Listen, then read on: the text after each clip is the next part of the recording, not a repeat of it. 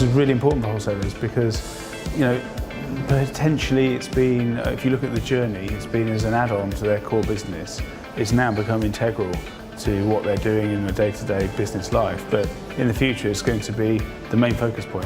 E-commerce will go to strength to strength if wholesalers know their purpose and why they're using it. It can easily go the wrong way and become an advertising board and not generate sales, so people will lose their passion and love for the website. I work a lot with suppliers and wholesalers in my various consultancy roles. I think the big challenge is moving from a buying mentality to a selling mentality. I think this whole sector is too focused on price and not enough about selling products. I think getting wholesalers to adapt to that and suppliers to adapt to that is the real challenge, but great opportunity as well. The advice for wholesalers to kick off and boost their online business would probably be start with the basics.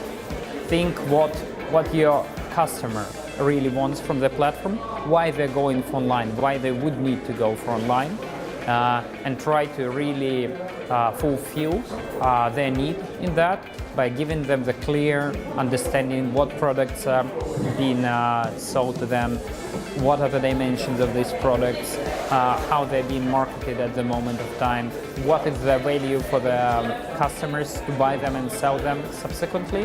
The biggest challenges wholesalers are finding converting sales from depot, cash and carry into online, I think is the ability to get the basics right. I think we sometimes think we move too fast. We want that e-com platform that the bigger players have, and I think sometimes we need to take a step back and realise actually we need to get our basics right. But we also don't need to stop thinking about the cash and carry and the depots. That's still a fundamentally important part of their business and also the channel. The biggest issue for us is around resource to manage it, because it's a new area, it involves a change, and we've got to find the right people and invest in that right resource to be able to deliver what's needed. What wholesalers can improve, we know from the HIM research that we see that ease of shop comes through every time when they ask retailers how they choose which wholesaler to use. So ease of shop is really important, and within ease of shop, it's how do you connect your retailers with the products they want as efficiently as possible. I would strongly recommend to be patient. Do not expect an immediate return on investment. You've got to see it through for the at least 3 years. We've been investing for 5 years. We've seen the returns now, but you've got to love it, be passionate about it, and want to develop it. If you're not going to have that motivation, you will fail in e-commerce platforms. It's sometimes easy to forget some of the challenges that wholesalers would face when entering the online market, and it's very interesting for us to think about what can we do to work with our wholesale partners to help them develop their web offering and make it more easy to interact with retailers online. Success for Red Bull is all about collaboration. It's all about looking at how we can service the wholesalers, their customers and the consumer in a more efficient way. That for us is what success looks like. But actually I think it's the role of the category leads to come in and help take ownership of how their category looks online. I think our people in the field, my expectation is they care as much about how we look in the digital world as we do in the bricks and mortar depot environment.